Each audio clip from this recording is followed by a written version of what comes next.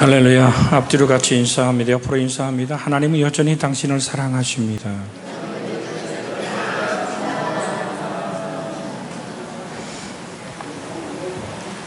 사랑의 하나님은 우리에게 내어주시는 분이시고 우리를 끝없이 용서하시는 분이며 우리를 격려하시는 하나님이시며 우리를 인도하시는 하나님이십니다. 근데 우리를 인도하실 때에 항상 좋게만 인도하시는 것은 아닙니다. 우리의 좋게, 우리의 입맛에 맞도록 그렇게 인도하시는 분은 아닙니다. 목자가 좋은 길로 가라고 아무리 친절하게 양들을 인도해도 양이 사망의 길로 가려고 하면 목자는 가차없이 지팡이와 막대기로 양을 호되게 때립니다. 그래도 꼭 빠져나가고 오만 길로 죽음의 길로 달려가는 그 양이 있다면 목자는 최후의 수단으로 그 양의 다리를 부러뜨려 버립니다. 그래서 그 부러진 다리를 또 이렇게 싸매면서 그 양을 돌아보는 목자의 가슴, 그것이 어쩌면 우리 하나님의 심정인 줄도 모릅니다. 내가 온 것은 양으로 생명을 얻게 하고 더 풍성히 얻게 하려 함이라고 말씀하시던 그리스도 예수에 내어준 그 사랑. 그래서 우리는 끝없이 주님께 이렇게 기도할 때가 있죠. 시편 25편 5절에 보면 주의 진리로 나를 지도하시고 교훈하소서. 주는 내 구원의 하나님이시니 내가 종일 주를 기다리나이다 라고 고백합니다. 시편 27편 11절엔 여호와여 주의 도를 내게 가르치시고 내 원수를 생각하셔서 평안한 길로 인도해 달라고 구합니다. 여러분, 시편 143편 10절에 있는 말씀을 우리 한번 같이 읽겠습니다. 시편 143편 10절입니다. 같이 우리 화면에 떴습니다. 같이 읽습니다. 주는 나의 하나님이시니 나를 가르쳐 주의 뜻을 행하게 하소서. 주의 영은 선하시니 나를 공평한 땅에 인도하소서. 우리 이렇게 기도하고 아멘을 합니다. 주는 나의 하나님이시니 나를 가르치시고 주의 뜻을 행하게 하옵소서. 여러분, 우리가 성경을 읽다 보면 예수님의 머리에서 땀이 쏟아지는데 그것이 피처럼 땅에 떨구어진 사건을 만납니다. 여러분, 주님이 내가 마음이 심히 고민하고 죽게 되었다. 내가 저기서 기도할 동안 너희도 나와 함께 깨어서 기도하라고 하시던 전능한 창조자가 피조물에게 기도를 부탁합니다. 정말 어떻게 보면 가슴이 무너지는 순간입니다. 그런데 주님이 드렸던 기도의 내용이 뭡니까? 아버지, 이 잔을 내게서 옮길 수는 없습니까? 십자가였습니다.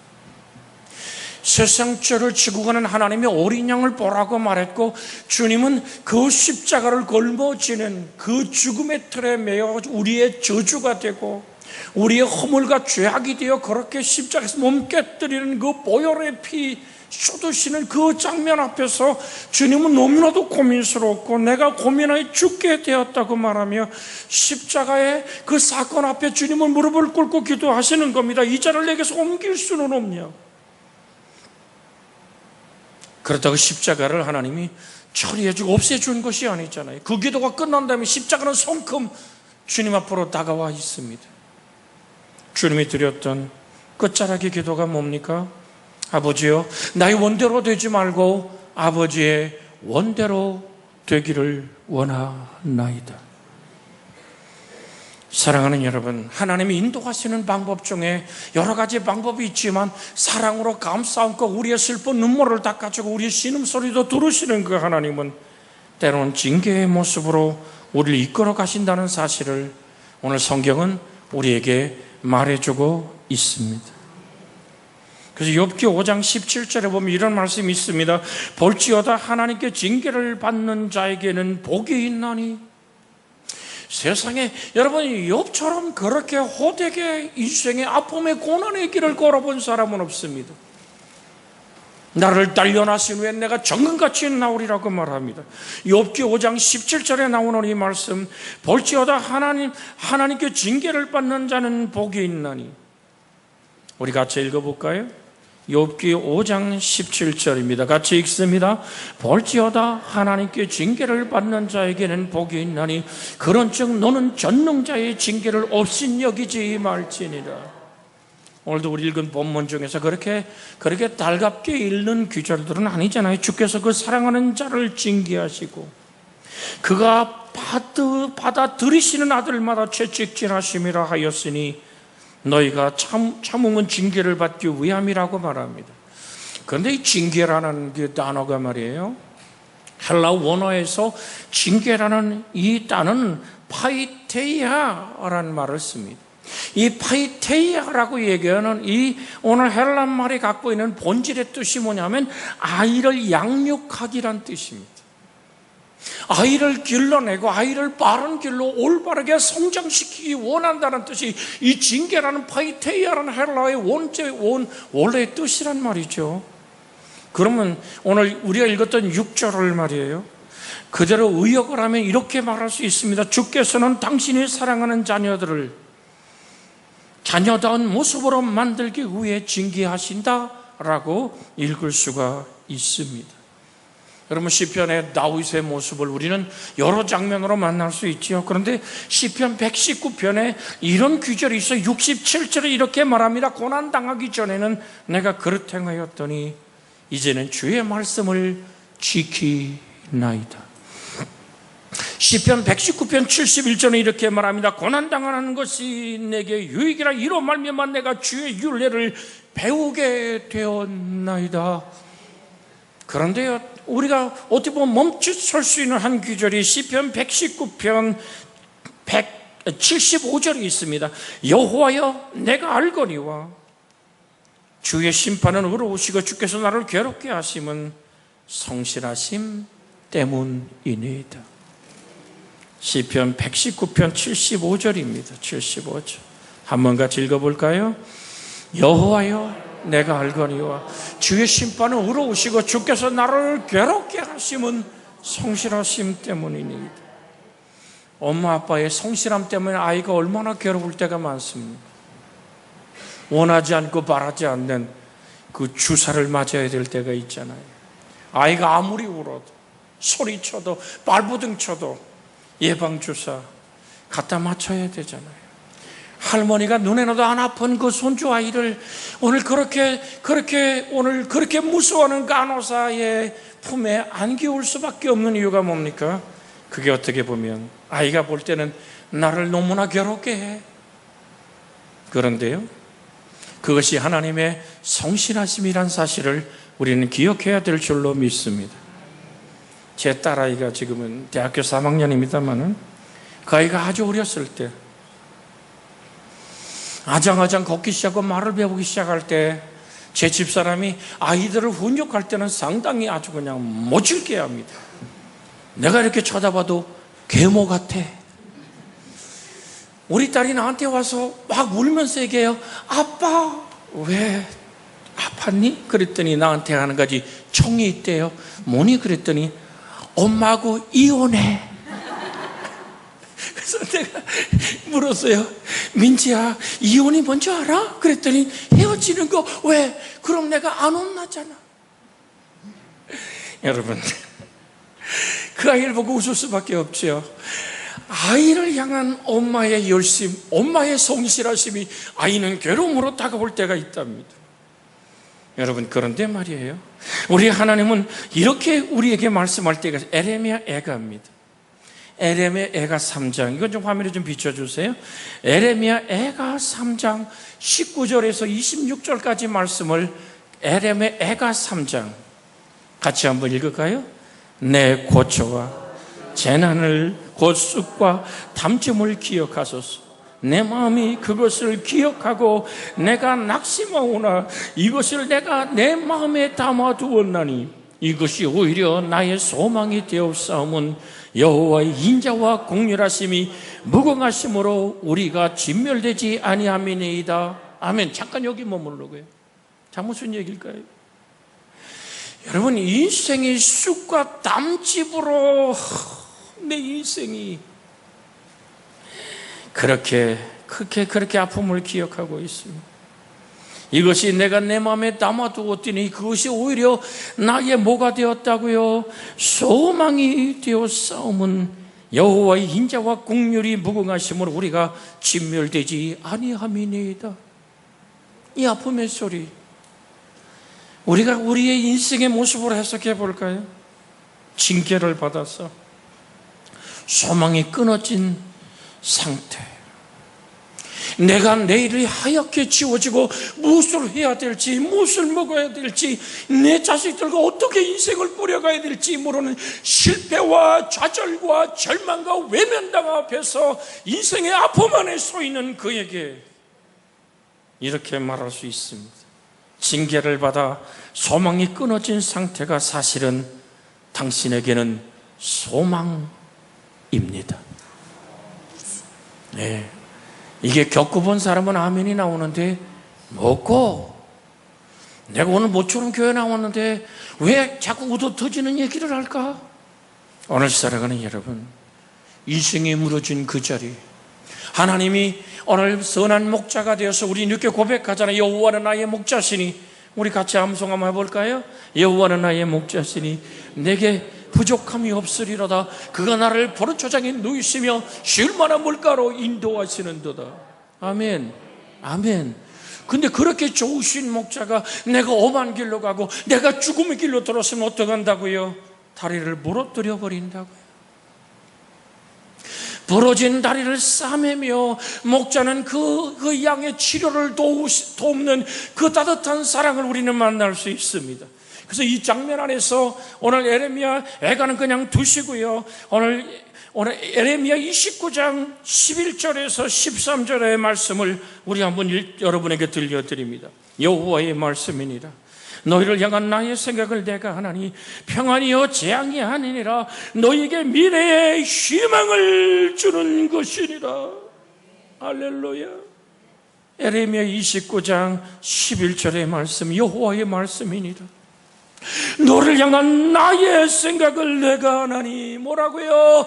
평안이요 재앙이 아니니라. 너희에게 미래와 희망을 주는 것이니라고 말씀. 그때 우리는 어떻게 하나님을 찾아가야 될까요? 12절에 이렇게 말합니다. 너희가 내게 부르짖으면 내게 와서 기도하면 내가 너희들의 기도를 들을 것이요 너희가 온 마음으로 나를 구하면 나를 찾을 것이요 나를 만나리라. 할렐루야. 화면에 떴기 때문에 우리가 11절로 13절 한번 다시 한번 읽어볼까요? 시작. 여호와의 말씀이니라. 너를 향한 나의 생각을 내가 하나니 평안이요 재앙이 아니니라. 너희에게 미래와 희망을 주는 것이니라. 할렐루야. 너희가 내게 부르짖으면 내게 와서 기도하면 내가 너희들의 기도를 들을 것이요 너희가 온 마음으로 나를 구하면 나를 찾으면 나를 만나리라. 할렐루야. 부르짖다는 말이 뭐라 그랬어요? 하나님, 나의 하나님, 하나님이 나의 하나님됨을 나타내어 주시옵소서. 징계라는 이 단어, 파이테이라는 이 말은 아이를 양육한다는 뜻이라 그랬습니다. 하나님, 징계를 받아 소망이 끊어져 버렸습니다. 내 인생이 어떻게 살아가야 될지, 내 건강이 무너진 상태에서 내가 어찌할까요? 라고 말하는 그 순간 하나님이 이렇게 말합니다. 내 하나님은 곤비치 않고 피곤치 않다. 내 하나님은 무능한 자에게 힘을 주고, 아멘, 피곤한 자에게 능력을 주시는 너의 하나님이란다. 너는 여호와를 앙망하라. 그럼 너희가 새 힘을 얻으리니.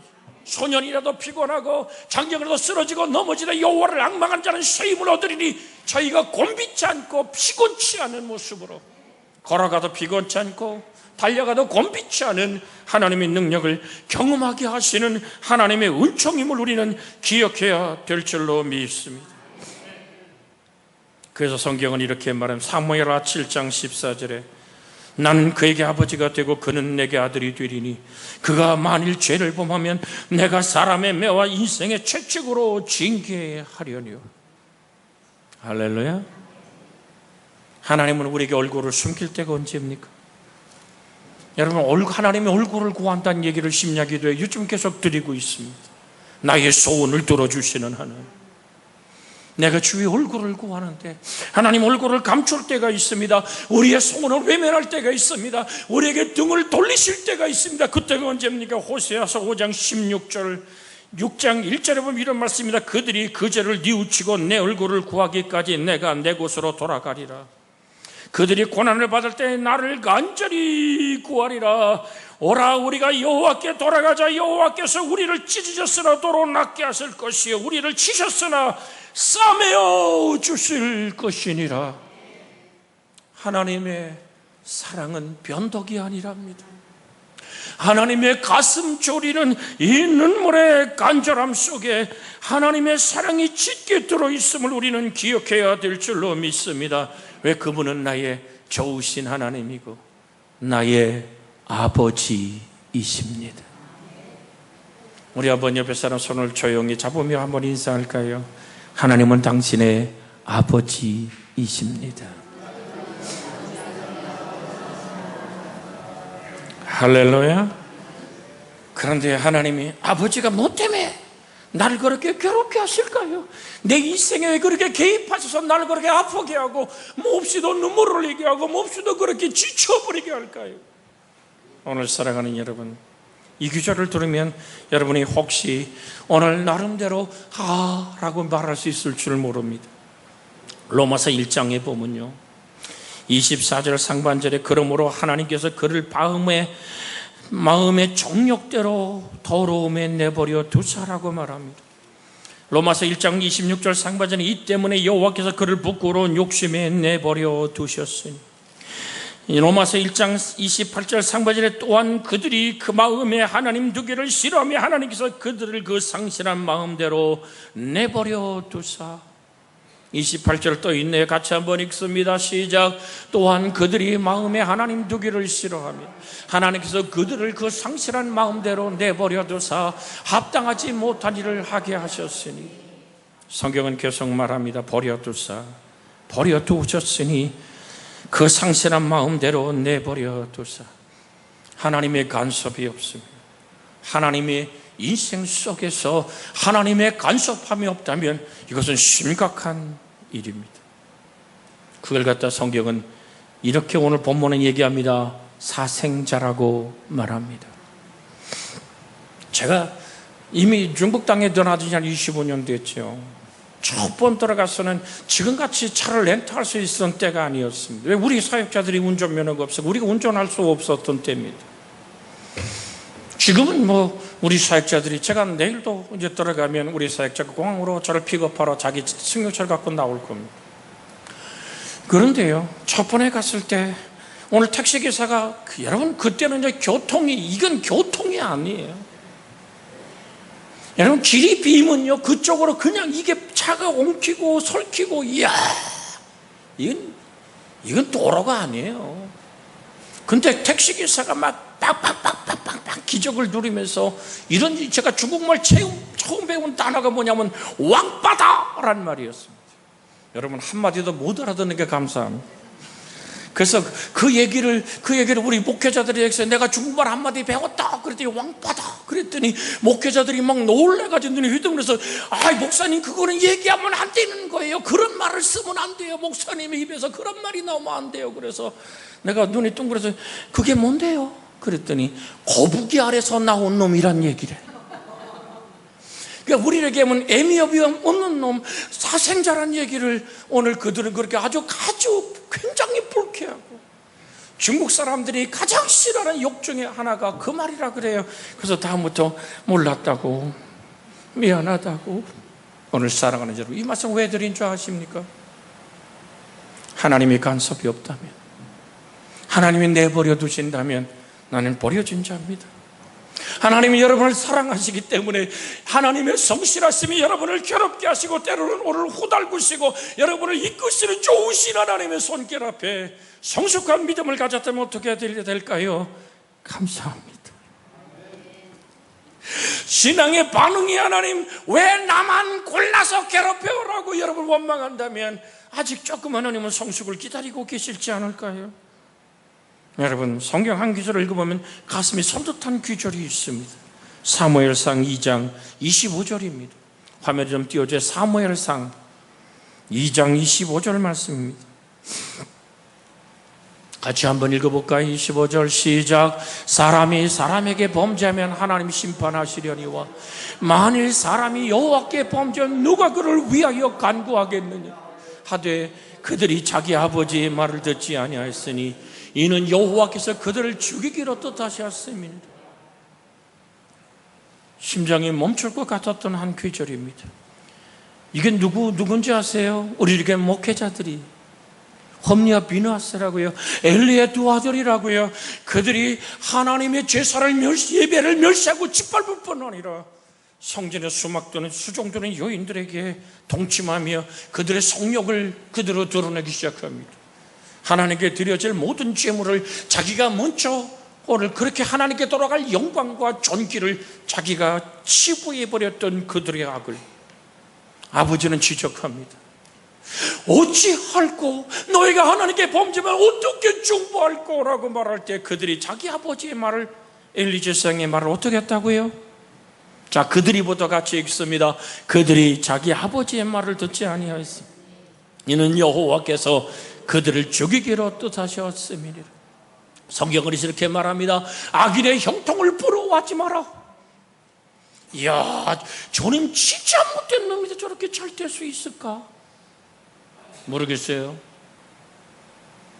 저는 저 북한의 최고 지도자라는 사람을 굉장히 못된 사람으로 보거든요. 왜? 그가 우리의 목회자들을 그렇게 잔혹하게 죽인 장면들을 나는 알고 있기 때문에 그렇습니다. 절대로 이 땅이 공산화되면 여러분과 제가 타켓 1번입니다. 그들은 무신론자들입니다. 그들은 하나님을 인정하지 않습니다. 지금도 예수를 주라고 고백하면 그 정말로 진짜 지하교회가 들어가면 그 자리에서 총살을 시켜버리는 이 잔혹한 현실 앞에 있습니다.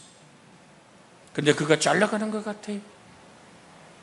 그 얘기입니다. 여호와께서 그들을 죽이기로 뜻하셨음이니라.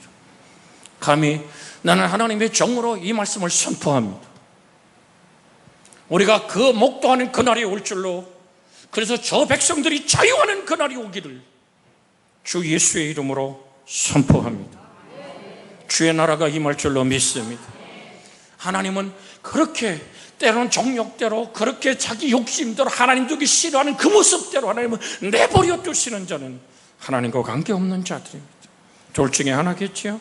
하나님께서 하나님의 자녀라면 잘못된 길을 갈 때 반드시 징계가 따라온다는 사실을 기억하시기를 주의 이름으로 부탁을 드립니다.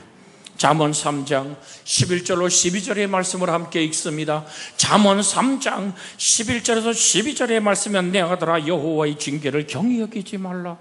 같이 한번 읽을까요? 잠언 3장 11절 12절 11절 12절 시작.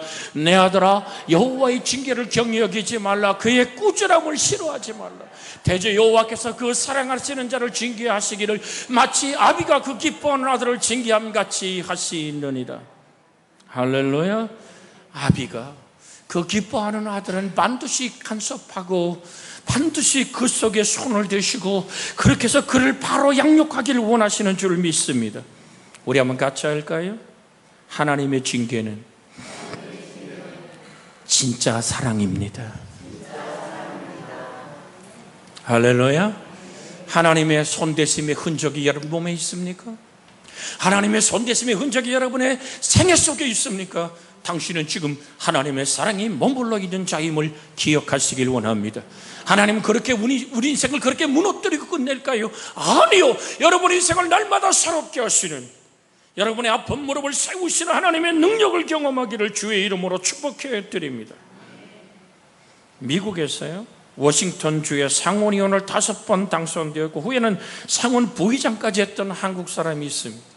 그 사람 이름이 신호범이라는 사람입니다. 그는 6.25 전쟁 후 미국의 백인의 가정에 이방된 고아였습니다. 신호범이란 이 오늘 상원의원이 어려서 자라면서 자기 아버지께 되게 한번 대들은 적이 있다 그럽니다. 아버지, 왜 나를 차별하십니까? 왜 당신이 난 아들과 나를 그렇게도 차별되고 하십니까? 그랬더니 이병헌 아버지가 깜짝 놀라서 얘기했다 그래요. 예, 내가 너를 언제 차별했다 그래? 네가 필요한 것, 네가 원하는 것 모든 걸 들어줬잖아. 아니요, 그것 때문에 얘기하는 게 아니잖아요. 엄마 아빠가 하는 아이가 잘못하면 그렇게 호되게 벌을 세고 그렇게 호되게 야단을 치지만, 내가 똑같은 일을 보면 나는 한 번도 야단 치지 않고 한 번도 나를 오늘 꾸짖지 않았잖아요. 나를 때린 적도 없잖아요. 어째 나를 차별하십니까? 시내범이란 이상원 어머니 그 얘기를 할 때 그 아버지가 그게 그렇게 섭섭했더냐? 오케이. 그 다음부터 오늘 그 아이가 잘못하면, 시내범이 이상원이 오늘 잘못하면 되질나게 혼나고 맞았다 그럽니다. 근데 그가 그렇게 의도맞고 그렇게 혼나고 아버지께 벌을 쓰면서 눈물을 흘리며 감사했다 그래요. 이제 내가 정말 이 집의 아들이 되었구나, 아버지의 사랑을 느꼈다고 고백하는 시내범이라는 이 미국의 쌍원인의 고백을 읽어본 적이 있습니다. 사랑하는 여러분, 아이의 어머니에는 미루는 것이 얽혀왔으나 징계는 채찍이 이를 멀리 쫓아내느니라고 잠언 22장 15절에 말씀하고 있습니다. 여러분, 우리는 형통할 때만 감사해야 될까요? 하나님의 징계를 받을 때도 감사하는 믿음의 영혼들이 되어지기를 주의 이름으로 부탁을 드립니다. 여러분, 아이가 어릴 때 징계하는 방법은 다르죠. 중고등학생이 되었을 때 징계하는 방법은 다릅니다. 하늘아버지도 믿음이 어린 사람을 징계하는 방법과 믿음이 성숙한 사람을 징계하는 방법이 다릅니다. 믿음이 있는 사람은 징계를 받을 때 섭섭해하는 대신, 하나님이 정말 나를 사랑하시는구나, 내가 하나님의 자녀가 맞구나 라고 하나님을 향해서 감사할 줄 아는, 정말 아버지의 거듭난 영혼들의 속에서 아버지의 품성이 드러나는 은혜가 있기를 주의 이름으로 부탁을 드립니다. 왜 나를 징계하실까요? 왜 내 인생을 만지실까요? 왜 내 인생 속에 하나님이 그렇게도 간섭하실까요? 내 삶 속에 임하시는 그 하나님은 내 속에서 하나님의 따뜻함이 흘러가게 하기를 원합니다. 친절한 사랑을 배려하기를 원합니다. 오늘 그렇게 하나님은 다른 사람의 입장에 서서 그 사람의 아픔을 이해해주는 사람으로, 하나님의 가슴으로 이 땅을 살아내기 원하기에 하나님 때로는 우리의 인생을 만지시고 때로는 간섭하시고 아프고 모지로도, 저는 짧은 목회를 한 것 같습니다만 벌써 20살에 철없이 시작했던 목회가 이미 40년의 강단을 서 있습니다. 한마디를 깊이 깨달아 주님께 눈물로 고백했던 한 고백이 있다면 고통은 사랑이라는 말입니다. 이 말이 이해될 때 얼마나 울었는지 모릅니다. 하나님, 내가 때로는 외롭고 힘들고, 여러분, 그 복음을 다 전하고 있는 걸 다 내어주고 내일도 홀로 가방을 끌고 그 힘들고 어려운 핍박이 시작돼버린 그곳을 들어가면서 주님을 간절히 바라보고 마지막 이제 보딩 티켓을 받고 귀국하는 비행기 앞에 있는 트랩 앞에, 그 공항 앞에 앉았을 때 나도 모르게 눈물이 주르륵 흐를 때가 많아요. 하나님, 나 뭐예요? 때로는 그런 기도도 드려봅니다. 하나님, 나 한 번만 업어줘요. 지쳐버린 그 무너진 가슴으로 주를 바라볼 때 때로는 이해할 수 없었던 그 모습, 그때 주님은 조용히 다가와 말합니다. 십자가에 너를 위해 피 쏟고 살찌던 나 예수, 너의 구주를 바라보아라. 믿음의 지원전 가시는 예수를 바라보아라. 나는 너를 위해서 모든 걸 다 쏟아낸 사랑으로 내 속에서 또다시 나 예수를 흘러가기를 원한단다. 그러면서 이해한 것이, 하나님은 사랑이시라. 하나님은 사랑이시라. 이 사랑이 내게서 시작한 것이 아니라 아버지께 시작한 이 사랑, 아버지여 주의 영으로 충만하게 하여 주시옵소서. 인생에 모진 바람이 불고 그 누구도 때로는 환영하지 않는 그 쓸쓸하고 외로운 그 누구도 없는 홀로 타국 땅 공항에서 울었던 눈물 안에 다가왔던 한 가지 고백이 있다면, 내가 하나님의 사랑 안에 있구나. 주의 품성이 여러분을 통해서 흘러가기 원해서 때로는 여러분을 그렇게도 외롭고 힘들게 만듭니다. 우리를 주님을 그리워하는 그 사랑, 여러분 수가 제 속에 있기를 주의 이름으로 부탁을 드립니다. 이유는 단 한 가지입니다. 내 속에서 내 사랑이 흘러가게 하라. 나의 품성이 모든 사람을 품어주게 하라. 너는 버려진 자가 아니다. 주의 영이 임하면 광야가 아름다운 밭이 되고 그 밭이 숲을 이루는 축복이 있으리라. 넌 더 이상 버려진 자가 아니다. 너는 헵시바라, 너는 뾰라라고 말하시는 하나님. 너는 하나님과 결합한 땅이 되고 광야가 하나님의 기쁨이 땅이 되는 춤을 추는 하나님의 역사를 너를 통해 이루길 원하여 너를 올바른 길로 다듬고 때로는 모질게 끊고 모질게 외롭게 하고 모질게 정말 무너지게 하며 때로는 아쉬워 오늘 은행을 수없이 드나들면서 하나님 복음을 위해 몸부림치게 하셨던 하나님의 그 섭리는 사랑이었던 것입니다. 내 속에 믿음 아닌 것들을 잃어버리게 하시는 좋으신 하나님.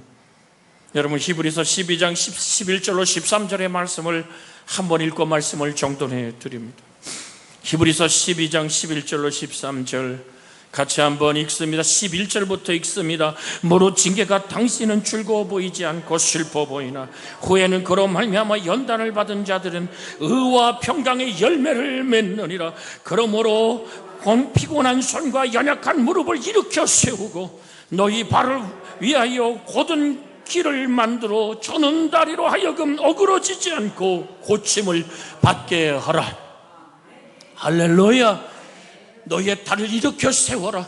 너희의 저는 다리를 이제는 온전히 굳게 걸어가라. 내가 너를 붙들고 있다. 두려워 말라. 내가 너와 함께 함이니라. 놀라지 말라. 나는 너희 하나님이 됨이니라. 나의 의로운 옷으로 너를 붙들리라. 내가 너를 굳세게 하리라. 참으로 너를 도와주리라 하시는 하나님의 능력에서는 우리를 때로는 징계로 무너뜨리고 외롭게 좌절하고 절망하게 하지만 그 좌절과 절망이 없었다면 여러분이 이 성전에 나왔을까요? 하나님을 보러 서 있을까요? 그 절망과 좌절과 징계가 나를 하나님께 이끄신 하나님의 손길이라는 사실을 기억하고 그래서 우리는 가시를 축복이라고 말합니다. 그 가시는 우리로 교만해서 무너지는 오늘 겸손하게 만드는 축복의 은총인 줄 믿습니다. 그 가시가 있기에 우리는 기도할 수 있기에 우리는 가시를 축복이라고 말합니다. 그 가시가 있기에 하나님의 능력을 경험할 수 있기에 우리는 그 은혜를 받는 은총이라고 가시를 축복이라고 말합니다.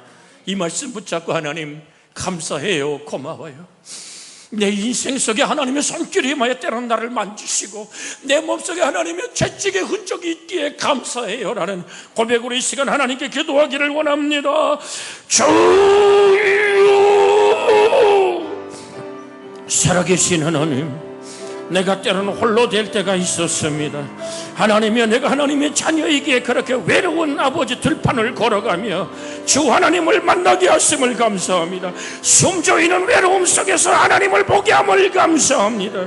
징계가 당신은 즐거워 보이지 않고 슬퍼 보입니다. 후에는 그런 말만 연단을 받은 자들의 의와 평강의 열매를 맺는다고 했사오니 내 속에 샬롬의 평화를 주옵소서. 샬롬의 영향력을 주시옵소서. 하나님의 능력의 치유를 허락하여 주시옵소서. 너를 향한 나의 생각을 내가 하나니 여호와의 말씀이라 너를 향한 나의 생각을 내가 하나니 평안이요 재앙이 아니니라. 너희에게 미래의 희망을 주는 것이니라. 너는 내게 벌어지면 내게 와서 기도하면 내가 너희 기도를 들을 것이요 너희가 온 마음으로 나를 구하면 나를 찾을 것이요 나를 만나리라 하신 하나님, 우리의 남은 인생을 붙들어 새롭게 하여 주시옵소서. 우리의 남은 인생을 붙들어 일으켜 세워 주시옵소서. 주의 능력의 사랑으로 오늘도 우리의 인생 속에 개입하신 주님께 감사하며 예수님의 이름으로 기도하나이다. 아멘.